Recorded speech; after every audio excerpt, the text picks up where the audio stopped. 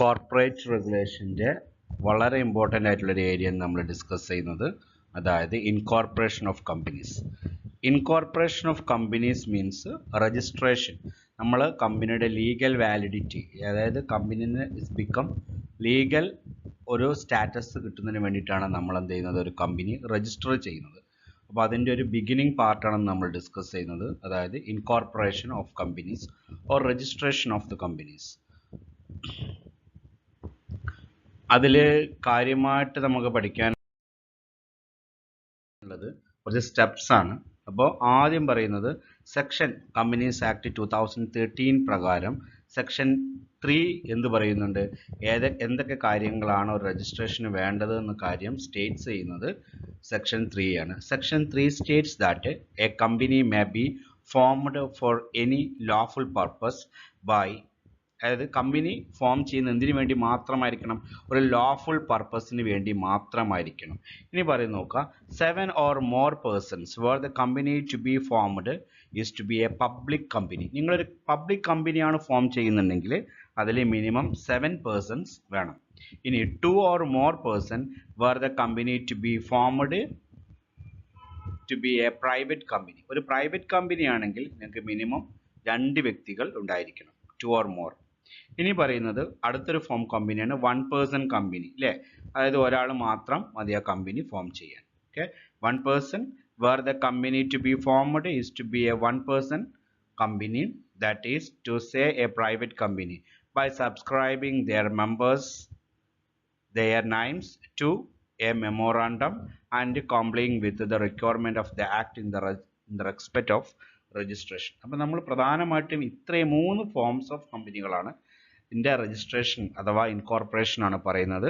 അതായത് 7 മെമ്പേഴ്സ് അതാവുമ്പോൾ public ലിമിറ്റഡും, 2 members ആകുമ്പോൾ പ്രൈവറ്റ് ലിമിറ്റഡും, 1 person കമ്പനി പേരിൽ തന്നെ ഒരാൾ. ഈ 3ഉം ചെയ്യേണ്ട പ്രൊസീജിയറാണ് നമ്മൾ ഡിസ്കസ് ചെയ്യുന്നത്. ഇനി നോക്കുക, the purpose for which a company is going to be incorporated must be lawful. ഏതൊരു കമ്പനിയും രജിസ്റ്റർ ചെയ്യുന്നത് അതിൻ്റെ പരമമായ ഉദ്ദേശം എന്തായിരിക്കണം, അതിൻ്റെ പ്രവർത്തനം ഒരു ലോഫുൾ ആയിരിക്കണം, ഒരിക്കലും അൺലോഫുൾ ആകരുത്. ഒരു കമ്പനി രജിസ്റ്റർ ചെയ്തിട്ട് ചെയ്യേണ്ട കാര്യങ്ങൾ ഫുള്ള് ലോഫുൾ ആയിരിക്കണം, അല്ലാതെ അൺലോഫുൾ ആകരുത്. അങ്ങനെയാണെങ്കിൽ കമ്പനിയുടെ രജിസ്ട്രേഷൻ ക്യാൻസൽ ചെയ്യും. It means a purpose not forbidden by law or contrary to public policy. അതായത് നമ്മൾ രജിസ്റ്റർ ചെയ്യുന്ന കമ്പനി നല്ല പ്രവർത്തികൾക്ക് വേണ്ടി മാത്രമായിരിക്കണം. ഇന്ത്യയിലെ നിയമമൂലം നിരോധിച്ചിട്ടുള്ള ഏതൊരു ആക്ട് ചെയ്യാനും വേണ്ടി നമ്മളൊരു കമ്പനി രൂപീകരിക്കാൻ പാടില്ല. ഫോർ എക്സാമ്പിൾ ഗാംബ്ലിങ്, അതുപോലെ തന്നെ കൊട്ടേഷൻ സംഘം, ഡ്രഗ്സ് ഡീൽസ്, വെപ്പൺ മാനുഫാക്ചറിങ്, ഇതൊന്നും നമ്മളുടെ രാജ്യത്ത് നമ്മൾക്ക് ഒരിക്കലും എന്ത് ചെയ്യാൻ പറ്റില്ല, ഒരു പബ്ലിക് വ്യക്തിക്ക് ഒരു കമ്പനി ഫോം ചെയ്തുകൊണ്ട് ചെയ്യാൻ പറ്റില്ല. അതാണ് പറയുന്നത് the act forbidden by law. ഇനി നമ്മൾ പ്രധാനമായിട്ടും ഒരു 3 സ്റ്റെപ്സ് പഠിക്കുന്നുണ്ട്. നോക്കുക, the steps before proceeding with the procedure of filing document. നമുക്ക് ഒരുപാട് ഡോക്യുമെൻറ്റേഷൻ വേണം ഒരു കമ്പനി രജിസ്റ്റർ ചെയ്യാൻ. പക്ഷേ ഈ ഡോക്യുമെൻറ്റ് ചെയ്യുന്നതിന് മുമ്പ് നമ്മൾ 3 കാര്യങ്ങൾ അതിന് മുമ്പ് തയ്യാറാക്കണം. അതാണ് നമ്മളിന്ന് ഡിസ്കസ് ചെയ്യുന്നത്. ആദ്യം പറയുന്നത് DIN ആണ്, DIN. DIN means directors identification numbers has to be obtained. ഇപ്പോൾ കമ്പനി രജിസ്റ്റർ ചെയ്യുന്നതിന് മുമ്പ് നമ്മൾ DIN എന്ത് ചെയ്യണം, ഉണ്ടാക്കണം. പിന്നെ പറയുന്നത് ഡിജിറ്റൽ സിഗ്നേച്ചർ ഓഫ് പ്രൊമോട്ടർ. മൂന്നാമത് പറയുന്നത് both DIN and digital signature must be registered with MCA. MCA means ministry of corporate affairs. ഇന്ത്യയിലുള്ള എല്ലാ കമ്പനികളെയും നിയന്ത്രിക്കുന്നത് കേന്ദ്ര ഗവൺമെൻറ്റിൻ്റെ കീഴിൽ വരുന്ന ഒരു മന്ത്രാലയമാണ്. അതാണ് മിനിസ്ട്രി ഓഫ് കോർപ്പറേറ്റ് അഫയേഴ്സ് എന്ന് പറയുന്നത്. ഇവരെന്ത് ചെയ്യും, നമ്മളെ ഈ 2 കാര്യങ്ങൾ ഡിജിറ്റൽ സിഗ്നേച്ചറും DIN എന്ത് ചെയ്യുന്നു, ക്ലിയർ ആയിട്ട് ചെക്ക് ചെയ്യും. അത് കൺഫേം ചെയ്താലാണ് മറ്റു പ്രൊസീജിയറുകൾക്ക് കമ്പനീൻ്റെ പ്രൊമോട്ടർക്ക് പോകാൻ പറ്റുകയുള്ളൂ. നോക്കുക, പിന്നീട് ഉള്ളൊരു അടുത്തൊരു ക്രൈറ്റീരിയയാണ് അവൈലബിലിറ്റി ഓഫ് നെയിം. നമ്മൾ രജിസ്റ്റർ ചെയ്യുന്ന കമ്പനിയുടെ പേര് വളരെ ഇമ്പോർട്ടൻ്റ് ആണ്. അപ്പോൾ നമ്മൾ ഏറ്റവും ബെറ്റർ എന്ന് പറയുന്നത് it is advisable that the promoters find out the availability of the proposed name of the company from the registrar of the companies. അങ്ങനെ പറഞ്ഞാൽ എന്താ അർത്ഥം, നമ്മൾ ഒരു കമ്പനിക്ക് ഒരു പേരിടുമ്പോൾ കയ്യിൽ നിന്ന് രജിസ്ട്രാറുടെ ഒരു സജഷൻ കൂടി വാങ്ങിക്കഴിഞ്ഞാൽ പിന്നീട് അധികം ബുദ്ധിമുട്ടുണ്ടാവില്ല. കാരണം നമ്മൾ ഇഷ്ടത്തിനൊരു പേരിട്ട് കഴിഞ്ഞാൽ നിലവിൽ ഏതെങ്കിലും ഒരു കമ്പനിക്ക് ആ പേരുണ്ടാവുകയോ അല്ലെങ്കിൽ നിലവിലുള്ള ഏതെങ്കിലും കമ്പനിയുടെ പേരുമായിട്ട് എന്തെങ്കിലും ഒരു സിമിലാരിറ്റി ഫീൽ ചെയ്യുകയോ ചെയ്തു കഴിഞ്ഞാൽ അവർ നമുക്കെതിരെ കേസ് ഫയൽ ചെയ്യും. കാരണം അതിൻ്റെ ബ്രാൻഡുമായി ബന്ധപ്പെട്ട്. അപ്പോൾ അതുകൊണ്ട് കമ്പനി രജിസ്ട്രാറോട് തന്നെ ചോദിക്കുമ്പോൾ പിന്നെ അത്തരത്തിലുള്ള പ്രശ്നങ്ങൾ നമുക്ക് സോൾവ് ഔട്ട് ചെയ്യാൻ പറ്റും. അതുകൊണ്ടാണ് ഇങ്ങനത്തെ ഒരു ഓപ്ഷൻസ് വരുന്നത്. അപ്പോൾ നമ്മളെ പേര് ചെക്ക് ചെയ്യുന്നത് വളരെ ഇമ്പോർട്ടൻ്റ് ആണ്. പിന്നീട് നമ്മൾ പറയുന്നത് മിനിമം പേഡ് ഓഫ് ക്യാപിറ്റൽ ആണ്. ഒരു ബിസിനസ് സ്റ്റാർട്ട് ചെയ്യാൻ വേണ്ട ഏറ്റവും കുറഞ്ഞ മൂലധനത്തെ കുറിച്ചിട്ടാണ് നമ്മൾ നോക്കേണ്ടത്. It must be ensured that the minimum paid capital of the company is 5 lakh. അതായത് ഒരു പബ്ലിക് ലിമിറ്റഡ് ആണെങ്കിൽ നിങ്ങൾക്ക് ഏറ്റവും കുറഞ്ഞ മൂലധനം എത്ര വേണ്ടത്? 5 ലാക്കുമാണ്. ഒരു പ്രൈവറ്റ് ലിമിറ്റഡ് കമ്പനി ആണെങ്കിൽ 1 lakh ആണ്. ഇതിൻ്റെ കാര്യത്തിൽ 2013 കമ്പനീസ് ആക്ടിൽ ചില അമെൻമെൻറ്റുകൾ വന്നിട്ടുണ്ട്. അപ്പോൾ അതനുസരിച്ച് മാറാം. ഇത്ര നിർബന്ധമില്ല എന്ന് പറയുന്നുണ്ട്. ഇവിടെ ഞാൻ പബ്ലിക് ലിമിറ്റഡ് എന്ന് എഴുതിയിട്ടില്ല. പക്ഷേ പബ്ലിക് ലിമിറ്റഡിന് 5 ലക്ഷവും പ്രൈവറ്റ് ലിമിറ്റഡിന് 1 ലക്ഷവുമാണ് മിനിമം ക്യാപിറ്റൽ വേണ്ടത്. ഇനി നമ്മൾ പറയുന്നത് ഏതെല്ലാം ഡോക്യുമെന്റ്സുകളാണ് നോക്കുക.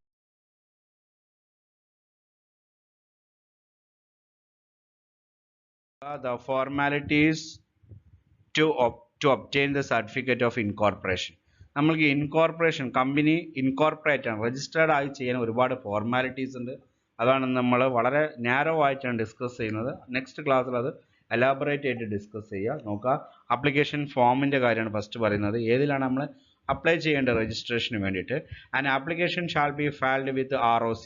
ROC means the register of company in the form number INC 2. അതായത് ഫോം നമ്പർ 2 പ്രകാരം നമ്മൾക്ക് 1 person കമ്പനി രജിസ്റ്റർ ചെയ്യാം. ഫോം നമ്പർ 7 പ്രകാരം വേറെ എല്ലാ കമ്പനികളും രജിസ്റ്റർ ചെയ്യാം.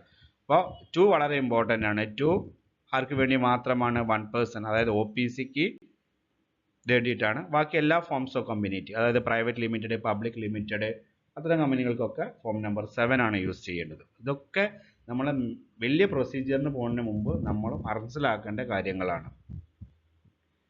ഇനി പറയുന്നത് document to be filed with register. ഏതെല്ലാം ഡോക്യുമെന്റ്സ് ആണ് നമ്മൾക്ക് വേണ്ടത്? നമുക്കറിയാം, എന്തിന് നമ്മൾ അപ്ലൈ ചെയ്യുമ്പോഴും എന്ത് കാര്യത്തിന് നമ്മൾ അപ്ലൈ ചെയ്യുമ്പോഴും നമുക്ക് ചില ഡോക്യുമെന്റ് റിക്വയർമെന്റ്സ് ഉണ്ട്. അതുപോലെ തന്നെ ഒരു കമ്പനി രജിസ്റ്റേർഡ് ആകാനും കുറച്ച് ഡോക്യുമെന്റിന്റെ ആവശ്യമുണ്ട്. അതിനെ കുറിച്ചിട്ടാണ് ഞാൻ ജസ്റ്റ് നാരോ ആയിട്ടാണ് ഡിസ്കസ് ചെയ്യുന്നത്. Next in the coming class I will discuss in a detailed manner. Okay, the first പറയുന്നത് മെമ്മോറാണ്ടം ഓഫ് അസോസിയേഷൻ ആണ്. I think you have heard about it and you have learn it in the previous classes. So memorandum of association എന്താണ് പഠിക്കണം, അത് വേണം. അതുപോലെ തന്നെ articles of association. നിങ്ങൾക്കറിയാം, memorandum of association ഒരു കമ്പനീൻ്റെ കോൺസ്റ്റിറ്റ്യൂഷനാണ്. എന്നാൽ ആർട്ടിക്കിൾസ് ഓഫ് അസോസിയേഷന് ഒരു കമ്പനിയുടെ day to day operations discuss ചെയ്യുന്ന ഒന്നാണ്. I think you know that we can discuss in coming class in very detail. Okay, പിന്നെ vetting of memorandum and articles. എന്താ വെറ്റിംഗ് എന്ന് പറഞ്ഞു കഴിഞ്ഞാൽ? മെമ്മോറാണ്ടവും ആർട്ടിക്കിൾസും ഒന്ന് വെറ്റ് ചെയ്യണം, നമ്മൾക്ക് നന്നായിട്ട് മനസ്സിലാക്കണം എന്നുള്ള അർത്ഥമേ ഉള്ളൂ. പിന്നെ printing of memorandum and articles, അതുപോലെ തന്നെ ഇത് പ്രിന്റ് ചെയ്തെടുക്കുന്നു. And signing of memorandum of അസോസിയേഷനും ആർട്ടിക്കിൾസ് ഓഫ് അസോസിയേഷനും. പിന്നെ ഡേറ്റിംഗ് ഓഫ് മെമ്മോറാണ്ടം ആർട്ടിക്കിൾസ്, അതിൻ്റെ ഡേറ്റ്, ഈ കാര്യങ്ങൾ. പിന്നെ കോപ്പി ഓഫ് പ്രപ്പോസ്ഡ് എഗ്രിമെൻറ്റിൻ്റെ കോപ്പി വേണം. പവർ ഓഫ് അറ്റോർണി വളരെ ഇമ്പോർട്ടൻ്റ് ആണ്. പവർ ഓഫ് അറ്റോർണി, കാരണം കമ്പനീനെ ആരാണ് അതിൻ്റെ പവർ നമ്മൾ ഹാൻഡ് ഓവർ ചെയ്യുന്നത്, അപ്പോൾ ആ കമ്പനിക്ക് വേണ്ടി ആരൊക്കെ എഗ്രിമെൻറ്റിൽ സൈൻ ചെയ്യണം, കമ്പനിക്ക് വേണ്ടി ആർക്ക് സംസാരിക്കണം എന്നീ കാര്യങ്ങളൊക്കെ നമ്മൾ ഓരോ നോൺ ജുഡീഷ്യറി സ്റ്റാമ്പ് പേപ്പറിൽ എഴുതേണ്ട കാര്യങ്ങളാണ് ഈ പവർ ഓഫ് അറ്റോർണിയിൽ വരുന്നത്. പിന്നെ കൺസെൻറ്റ് ഓഫ് ഡയറക്ടേഴ്സിൻ്റെ സമ്മതം ഓരോ കാര്യങ്ങൾ ചെയ്യാനുള്ള കൺസെൻറ്റ് ലെറ്റർ വേണം. പിന്നെ particulars of directors along with DIN, അതായത് പർട്ടിക്കുലേഴ്സ് ഓഫ് ഡയറക്ടേഴ്സ് എന്ന് പറഞ്ഞാൽ ഡയറക്ടേഴ്സിൻ്റെ ഫുൾ ഡീറ്റെയിൽസ്, പേര്, address, qualification, experience and etcetera. And along with DIN, അതുപോലെ തന്നെ ഡയറക്ടേഴ്സ് ഐഡൻറ്റിഫിക്കേഷൻ നമ്പറും ഈ ഡീറ്റെയിൽസും വേണം. പിന്നെ ഫയലിംഗ് ഓഫ് എഗ്രിമെൻറ്റ് വേണം. പിന്നെ notice of registered address must be made.